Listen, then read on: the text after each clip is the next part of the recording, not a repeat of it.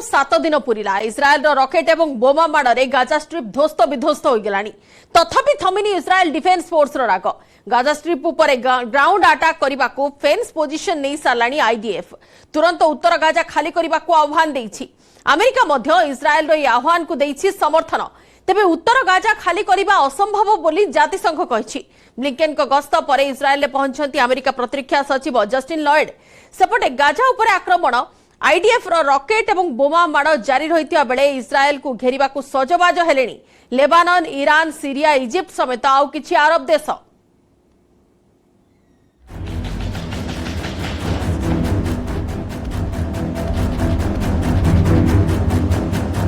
इस्राएल Hamas युद्ध को सप्ताह पूरा सप्ताह मध्य ये गाजा स्ट्रिप चित्र सबकि ध्वस्त विध्वस्त सबकि धराशायी अनेक जीवन गलानी अनेक आहत भी होइछन्ति हेले युद्ध सरिनी आहुरी रही अनेक बाकी एबे भी जारी रही इस्राएल पक्षरु रॉकेट और बोमा माड़ गाजा स्ट्रिप उपरे स्थल भागरु आक्रमण करने को गुरुवार ठारू धमक दे चली इस्राएल डिफेन्स फोर्स और चेतावनी को शुक्रवार जोर दे दोहराई गाजारे थिबा साधारण जनता खूब शीघ्र दक्षिण भाग को चली जावाकू धमक देछि इस्राएली सेना A few hours ago to Gazan civilians, and the aim here is to minimize the damage to civilians. There are significant combat operations ongoing, and we are preparing for future and the continuance of our combat operations, and out of an understanding that there are civilians here whom are not our enemy and we do not want to target them. We are asking them to evacuate so that we will be able to continue to strike military targets belonging to Hamas. उत्तर गाजारे एबे 1.1 नियुत लोक रहितबा बेले 24 घंटा भितरे सेमाने दक्षिण भाग को चली जिबाको आह्वान देछि इस्राएल तेबे काहिंकी 6 दिन परे इस्राएल सेनार मने पड़िला साधारण निरीह जनतांक कथा काहिंकी मने पड़िला निरीह शिशुंक कथा आईडीएफ रो कहिबा कथा उत्तर गाजारे ही सुडंगरे लुचिछंती हमास आतंकवादी हमास मुख्य मोहम्मद डेफ मध्य सेठरे लुचिथिबा आशंका करुछि इस्राएली सेना ग्राउंड अटैक रे इस्राएली सेना हमास सदस्यों को निपात करने को लक्ष्य रखिथिबारु उत्तर गाजा खाली करने को कहिछि इस्राएली सेना उत्तर गाजारे किछि जातिसंघ अधिकारी मध्य अछंती इस्राएल बोमा और रॉकेट माड़े अनेक घरद्वार ध्वंसस्तूपे परिणत हो सारी बेले स्कूल और डाक्तखाना लोके आश्रय नहीं तेज उत्तर गाजा खाली करने असंभव बोली कहिछि जातिसंघ इस्राएली सेना तुरंत तार निर्देश प्रत्याहार करने को कहिछि जातिसंघ तेल अवीव जाई प्रधानमंत्री बेंजामिन नेतान्याहूଙ୍କ सह कथा होइथिले अमेरिका वैदेशिक सचिव एंटोनी ब्लिंकेन आलोचना समय प्रधानमंत्री नेतान्याहू वैदेशिक सचिव ब्लिंकेन को हमास बर्बरता बाबद सूचना देते हमास आतंकवादी किभली इस्राएल छोट पिला गुली कर हत्या करिछि इस्राएली सैनिकों को गला काटी हत्या करिछि से सबुर फटो देखाइथिले नेतान्याहू जहाकू निहाती बर्बरता एवं निष्ठुरता बोली कहिसंती ब्लिंकेन इस्राएल और इस्राएल नागरिकों समर्थन रे अमेरिका प्रथम रु छिड़ा होइछि एवं आगक मध्य छिड़ा होइतिबो बोली कहिसंती अमेरिकार वैदेशिक सचिव उत्तर गाजा खाली करने को इस्राएली सेना दैथिबा आह्वान को मध्य अमेरिका समर्थन करिछि सेपटे एंटोनी ब्लिंकेन को गस्त पर तेल अवीव रे पहुंचि अमेरिका प्रतिरक्षा सचिव Justin Lloyd Hamas continues to use civilians as human shields, something that's not new, something that they've always done, intentionally putting civilians in harm's way to protect them, to try to protect themselves or protect their infrastructure or protect their weapons. So that's one of the basic facts that Israel has to deal with. And of course, civilians should not be used in any way as the targets of military operations. They are not the target of Israel's operations. We did discuss ways to address the humanitarian needs of people living in Gaza, to protect them from harm while Israel conducts its legitimate security operations to defend itself from terrorism and to try to ensure that this never happens again. We did see photographs, videos that the Israeli government shared with us. Some I think has actually already been seen in public media. Others were new to me and I think new to our team. it's hard to find the right words. It's beyond what anyone would ever want to imagine, much less actually see and, God forbid, experience. A baby, an infant, riddled with bullets. Soldiers beheaded. Here in person to make something crystal clear. America's support for Israel is ironclad. And I extend my deepest condolences to the Israeli people for those killed or wounded in this terrible slaughter by Hamas. I'm also here in solidarity with all the families still living the waking nightmare of not knowing the fate of their loved ones.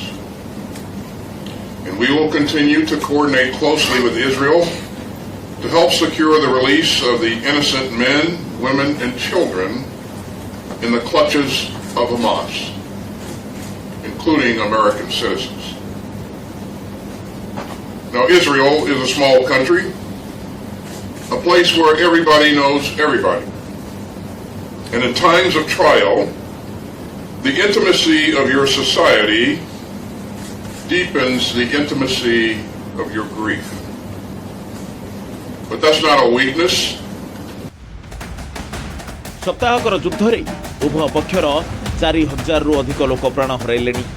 Hamas ଆକ୍ରମଣରେ ଇସ୍ରାଏଲର ଅତି କମ୍ରେ 1,300 ଲୋକ ପ୍ରାଣ ହରାଇଥିବା ବେଳେ Israeli ସେନାର rocket ଓ ବୋମା ମାଡ଼ରେ ଗାଜାରେ 1,400 ଲୋକଙ୍କ ଜୀବନ ଯାଇଛି। ଇସ୍ରାଏଲ ପରିସର ଭିତରୁ 1,500 ହମାସ ଆତଙ୍କବାଦୀଙ୍କ ମୃତଦେହ ମିଳିଥିବା କହୁଛି ଇସ୍ରାଏଲି ସେନା। ମୃତଙ୍କ ଭିତରେ କିଛି ବିଦେଶୀ ନାଗରିକ ବି ଅଛନ୍ତି। ଆମେରିକାର 27 ଜଣ ନାଗରିକ ପ୍ରାଣ ହରାଇଥିବା ୱାଶିଂଟନ ପକ୍ଷରୁ କୁହାଯାଇଛି। Unfortunately, the number of Israeli casualties has risen again to 1,300 Israeli civilians and soldiers, and more than 3,000 wounded.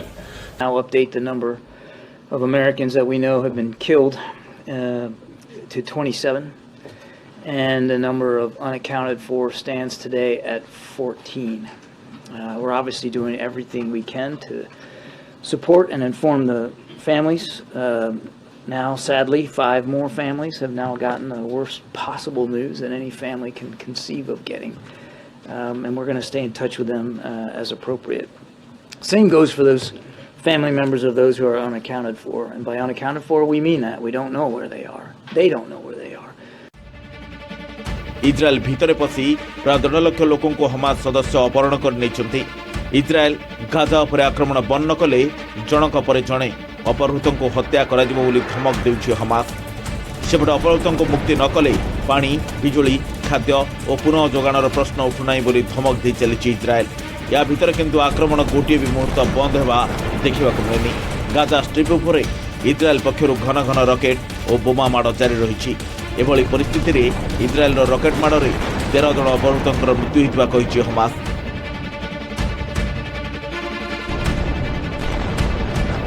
Gaza ଉପରେ ଗ୍ରାଉଣ୍ଡ ଆଟାକ୍ କରିବାକୁ ଇସ୍ରାଏଲ ସେନା ଫେନ୍ସ ପୋଜିସନ୍ ନେଉଥିବା ବେଳେ ଚ୍ୟାଲେଞ୍ଜ ହେଲେଣି ଅନେକ ଆରବ ଦେଶ। ହମାସ ସମର୍ଥନରେ ଲେବାନନର ହିଜବୁଲା ବାହାରି ସାରିଥିବା ବେଳେ ଗୁରୁବାର ସିରିଆର 2ଟି ବିମାନ ବନ୍ଦର ଉପରେ ଇସ୍ରାଏଲ କରିଥିଲା ଆକ୍ରମଣ। ରାଜଧାନୀ ଡାମାସ୍କସ୍ ଏବଂ ଆଲେପୋ ବିମାନ ବନ୍ଦରରେ ରକେଟ୍ ମାଡ଼ କରିଥିଲା। ସିରିଆର 2ଟି ବିମାନ ବନ୍ଦର ଏବେ ଆଉଟ୍ ଅଫ୍ ସର୍ଭିସ୍। ଏଭଳି ସ୍ଥିତିରେ ଇସ୍ରାଏଲ ପାଇଁ ସିରିଆ ହୋଇଛି ସାନି ଚ୍ୟାଲେଞ୍ଜ। ସେପଟେ ହାମାସକୁ ଇରାନ ଅସ୍ତ୍ରଶସ୍ତ୍ର ଯୋଗାଉଥିବା ନେଇ ଅଭିଯୋଗ ହେଉଛି।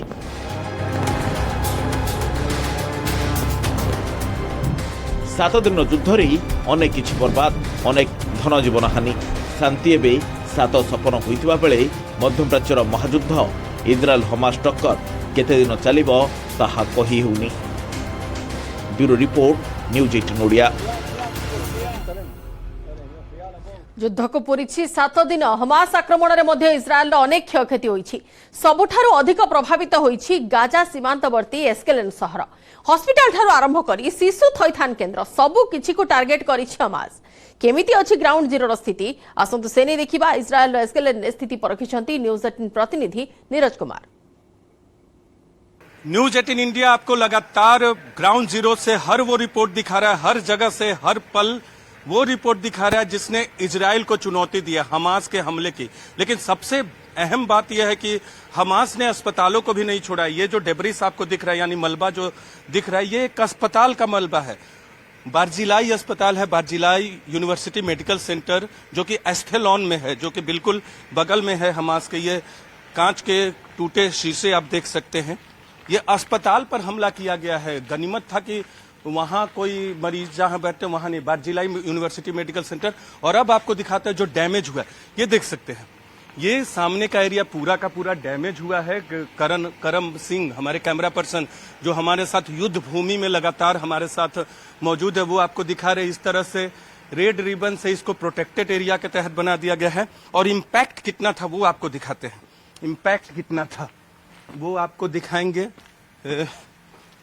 अस्पतालों को भी नहीं छोड़े। और ये पहला हमला था, 7 तारीख को ये हमला किया गया था। ये देखिए नीचे की दीवारें जो है दरक गई हैं।